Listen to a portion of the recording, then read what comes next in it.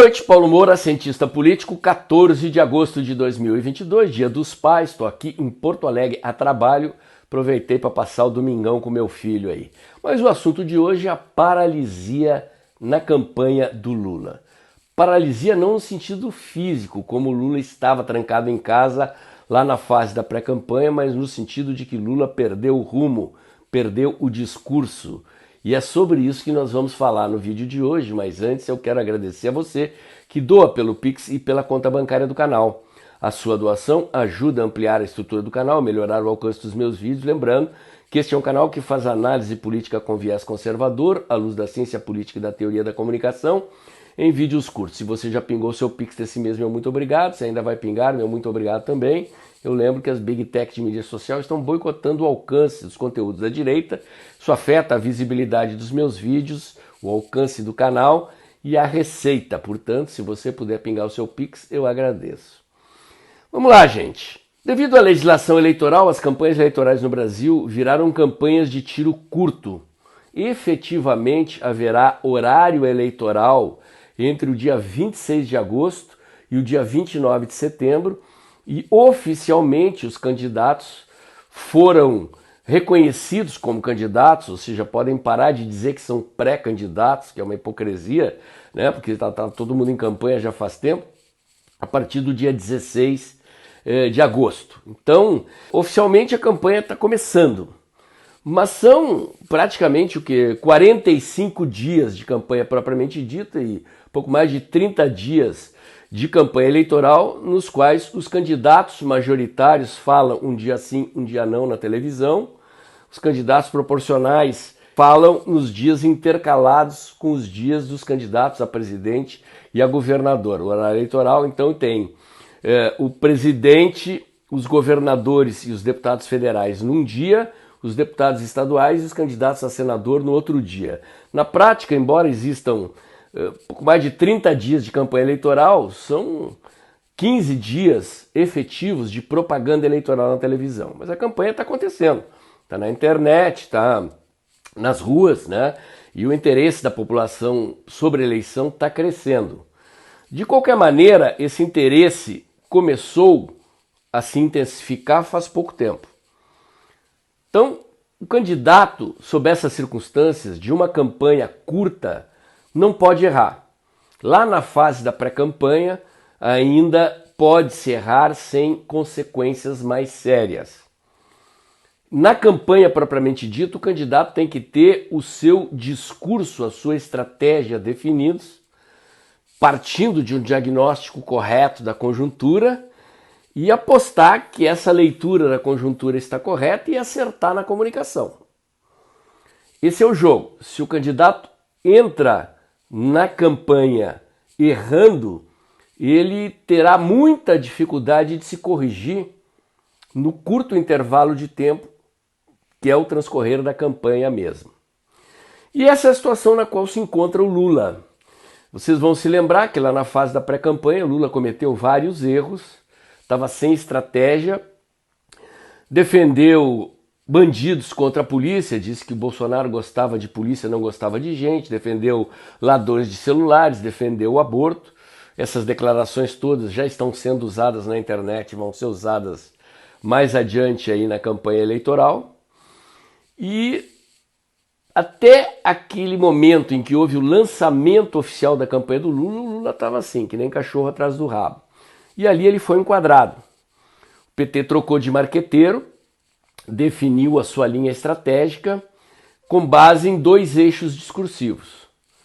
Um deles era o central, a questão da economia, bater na inflação, encurralar o presidente Bolsonaro em cima desse tema, e o outro era a acusação de que o presidente é Bolsonaro, esse papo de defesa da democracia, que no vídeo de ontem eu comentei que não tem eficácia eleitoral nenhuma, serve como discurso auxiliar se o seu eixo discursivo central estiver certo. E o presidente Bolsonaro estava na defensiva, com a Petrobras aumentando os preços dos combustíveis quase semanalmente. Então era um ambiente completamente adverso para o presidente Bolsonaro, e o Lula tinha encontrado uma diretriz de campanha. Ia passar a campanha inteira batendo no presidente por causa da inflação e do preço dos combustíveis.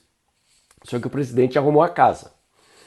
Quer dizer, depois de um período de dificuldades, tomou atitudes concretas para derrubar a inflação e para derrubar o preço dos combustíveis, aprovou no Congresso a derrubada do ICMS e desde o momento em que o presidente Bolsonaro acertou esse tiro, o jogo se inverteu.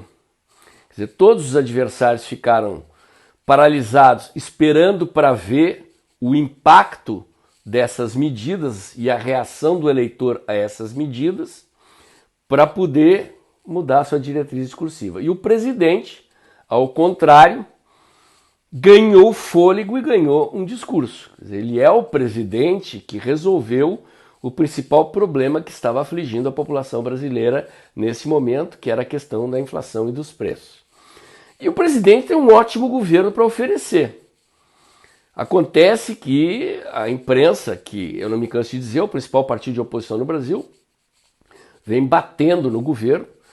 Todo mundo reconhece, o próprio governo, o próprio presidente reconhece que a comunicação governamental não foi das melhores ao longo do mandato. E sob uma adversidade, um contexto de adversidade como se estava vivendo, com a inflação torturando o bolso do consumidor diariamente, fica muito difícil você tentar convencer as pessoas de que seu governo é um governo bom. Vice-versa, quando você derruba a inflação e a perspectiva que se tem é que a inflação vai cair gradativamente daqui para frente, você ganha a oportunidade de mostrar ao eleitor e ser convincente, ter credibilidade de que você está fazendo um bom governo. E a sua propaganda, a sua comunicação adquire a oportunidade, num contexto de campanha eleitoral, de enfrentar a avalanche midiática negativa. Essa é a situação na qual se encontra o presidente Bolsonaro. E a campanha do Lula, ao contrário, paralisou. Lula pode continuar fazendo seus roteiros, as suas palestras, mas ele não sabe mais o que dizer, ele perdeu o discurso. E está errando, ele está batendo em teclas de assuntos vencidos que não convencem mais ninguém. E esse discurso da democracia, de chamar o presidente fascista de autoritário, como eu expliquei no vídeo de ontem, é um discurso que não tem aderência. A grande massa da população brasileira, que são pessoas que vivem do próprio trabalho, que estão preocupadas com o emprego, com o salário, com a saúde da família, não está nem aí para esse papo de democracia. Isso é papo de intelectual da USP, de jornalista da Folha de São Paulo. Não cola, isso não cola. Quer dizer, se você tivesse esse discurso como um discurso secundário, batendo na inflação e através disso dialogando com a maioria dos eleitores, o discurso da democracia é um acessório. Acontece que o Lula não tem mais o que dizer depois que o presidente liquidou com a inflação, botou a inflação para cair. E o noticiário, obrigatoriamente, está revelando aspectos positivos desse governo. E a base do presidente Bolsonaro entrou em campo. Definitivamente, já é possível perceber uma enorme quantidade de conteúdos, de vídeos, de memes, batendo no PT. Uns amigos meus aqui de Porto Alegre, inclusive, talvez vocês tenham visto, botaram um outdoor aqui em vários prédios da capital, fazendo uma comparação entre Lula e o PT, na verdade, embora esteja a foice e o martelo lá. Vejam aí o outdoor, né, para vocês terem uma ideia como é que é. Isso causou um fuzuê aqui. A arte do outdoor já está viajando para o Brasil inteiro, o pessoal vai fazer a mesma coisa em outras cidades. E como o cartaz é uma convocação para o 7 de setembro e não toca em candidaturas, ele não fere a lei eleitoral e os petistas estão desesperados aqui. Inclusive o fuzuê que eles armaram é o que deu repercussão nacional para este assunto. E essa semana o Lula cometeu um erro grave, né? Ele tentou enfrentar o presidente Bolsonaro na internet. Então o presidente Bolsonaro foi ao Flow Podcast, tenho certeza que vocês aí devem ter assistido online ou offline, bateu todos os recordes de acesso e visualização de um podcast no Brasil, inclusive alguns recordes internacionais. Fez ontem, sábado, um outro podcast da mesma dimensão E o Lula, tentando enfrentar o presidente, fez o quê? Tentou fazer um fake podcast com o Janones, aquele ex-candidato à presidência da República que renunciou para apoiar o Lula. E foi um fiasco. O contraste entre o sucesso da presença do presidente Bolsonaro nos podcasts e o fracasso do Lula se tornou evidente. O presidente já passou, a última vez que eu vi, estava em 12 milhões de visualizações do Flow Podcast e 320 mil pessoas assistiram online. O segundo podcast agora de sábado teve 450 mil visualizações em tempo real e o do Lula teve menos de 20 mil visualizações no auge, no momento em que havia uma grande quantidade de pessoas assistindo. O topo do sucesso do Lula foi menos de 20 mil visualizações. Já tem informações circulando na imprensa que o Lula ficou pé da vida com seus marqueteiros, com o autor da ideia de levá-lo para fazer uma entrevista no canal de um político, enquanto o presidente Bolsonaro está fazendo podcasts com os mais antigos e maiores podcasts do Brasil.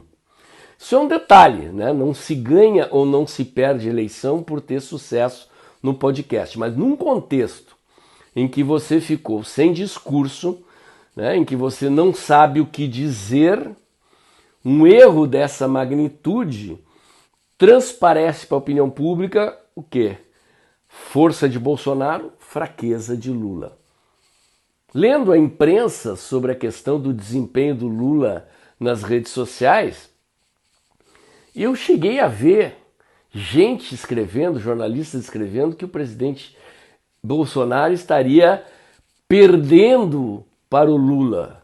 Gente dizendo que Lula estava tendo mais engajamento que Bolsonaro ou alcançando Bolsonaro em engajamento. Acontece que as redes do presidente Bolsonaro têm 8, 10 vezes mais a quantidade de seguidores do Lula e mais engajamento do que as redes do Lula. O Lula contratou assessoria digital profissional, melhorou-se o desempenho, mas perto do Bolsonaro, na internet, não tem como alcançar nessa eleição e talvez não tenha mais como alcançar, porque esse erro cometido na live do Lula com o Janones revela que o PT ainda não entendeu como é que funciona esse jogo da comunicação na internet. E assim estamos chegando na boca do começo da eleição. Essa é a situação na qual nós nos encontramos. O presidente Bolsonaro com o controle estratégico da disputa, com a sua estratégia de comunicação definida, o eixo político da sua estratégia consolidado, e o Lula sem discurso, sem estratégia, perdido, sem saber o que fazer para adquirir um canal de diálogo eficaz com a maioria da população e errando. Eu já tive preocupado e pessimista lá naquele período da inflação descontrolada, dos preços de gasolina subindo semanalmente. Confesso a vocês que eu estava muito tenso, muito preocupado vendo a eleição perdida, mas como eu não me canso de dizer aqui, a política é a atividade mais dinâmica do ser humano, atividade mutante, permanente, e o presidente Bolsonaro se jogou politicamente para resolver o seu principal problema, resolveu, e agora ele está a cavaleiro da situação. E eu, otimista com as perspectivas da vitória eleitoral.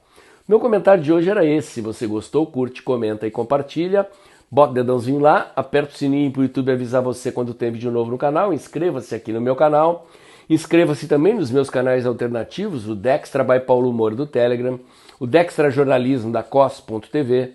Acompanhe meus comentários diários no canal Tempo e Dinheiro, do jornalista João Batista Olive, de segunda a sexta-feira, pouco antes das 2 da tarde. E lembre-se, o vídeo está acabando logo depois da vinheta. Abre o aplicativo do seu banco e pinga seu Pix mensal. É graças à sua doação que eu mantenho esse trabalho de informação e análise independente aqui há mais de 2 anos, defendendo valores liberais e conservadores e a reeleição do presidente Bolsonaro. Amanhã tem mais.